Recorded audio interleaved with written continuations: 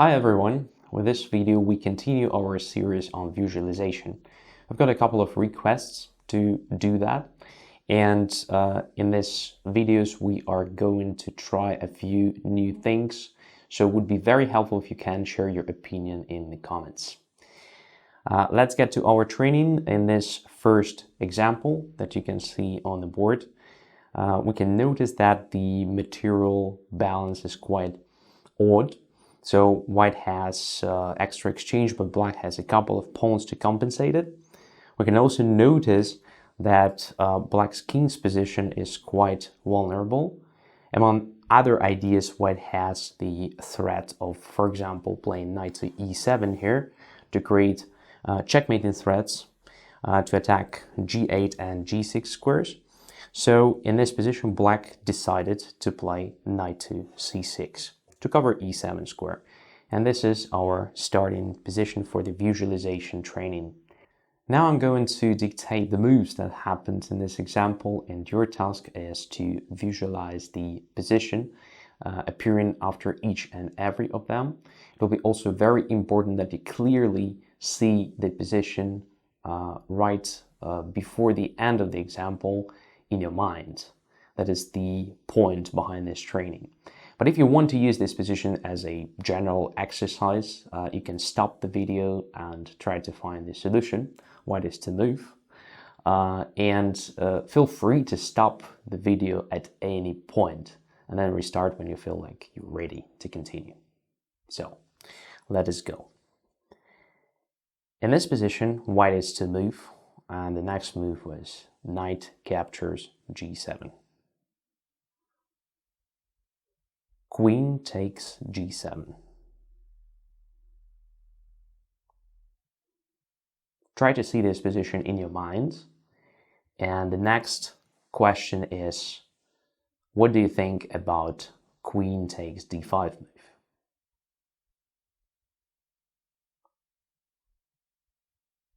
So it's a side exercise. Actually, it's a sideline, not the best move. The question is it good for white? Is it the best move? Is there anything better? Well, the hint is there is, because it's not the main line. And your task is just to find black's best reply after queen takes d5. Once you're ready, just get back to the position right after the moves knight takes g7 and queen takes g7. And we're going to continue with the main line. So once again, knight takes g7, queen takes g7, and now white makes a move, queen to e8. Black responds with a knight to e5.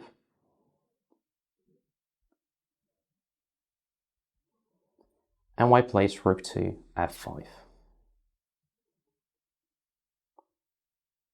Now try to imagine this position, see it clearly, and try to answer the question, what's happening? Another question is, what is white's main threat? And the final question, what happens if, for example, black plays knight to g6?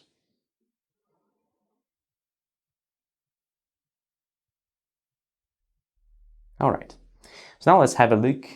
How's that on the real board with real moves? So the line is knight captures g7. Pretty logical continuation because, the idea with the knight to e7 was prevented by the knight to c6. So knight captures g7, eliminating one of the defenders of the king here. Queen captures g7. So now, the question was about queen takes d5 move. Looks very strong indeed. White creates a couple of threats. So the one is to take the knight. Another one, which is much more important, is rook to f7 to win the queen.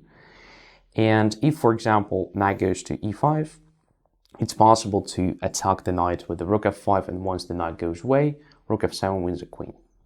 But the thing is, in this position, knight may go to e7 with the attack against the queen, which is also winning for white, but not as simple as in the main line.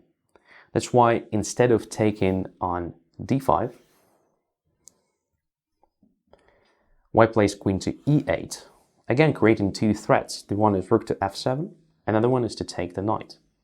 And now knight e7 doesn't help, as you may notice, because it doesn't attack the queen. There is just rook f7. And after knight to e5, white plays rook to f5, attacking the knight. So what's going on here? The knight is under attack, and black has to go away with the knight. And the knight is, at the same time, the key defender of the f7. So if knight goes to g6, then rook to f7. This happens literally after any move of the knight. So rook can go to f7. And if knight stays on e5, it's clear that white just captures the knight next move and increases the material advantage. Having the rook, it will be not that problematic to win the game. Now let's have a look at the other example. So here's the position. It's quite sharp. We can notice that black has an extra minor piece at the moment, but the king is in danger. It is under serious attack. Now black has a choice between several moves, but only one actually leads to more or less interesting fight. Others are just losing. So again, if you want to use this position as a regular exercise, you can pause the video and try to find the solution yourself. And we are just going to use it as a visualization training exercise. So just as in the previous example, I'm going to dictate the moves. So in the game, black decided to play knight to b2.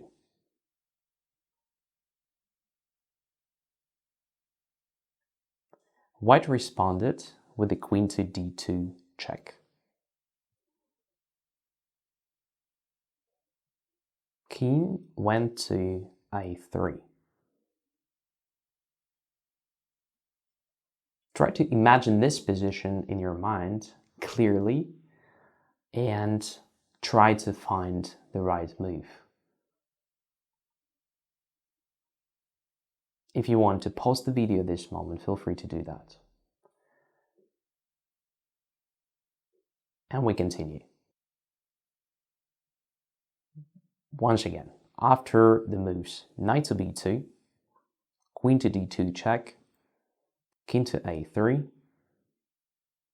white played rook takes b2.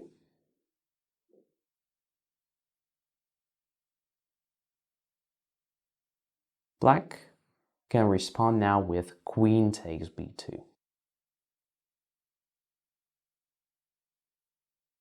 Try to imagine this position and try to find the best move for white.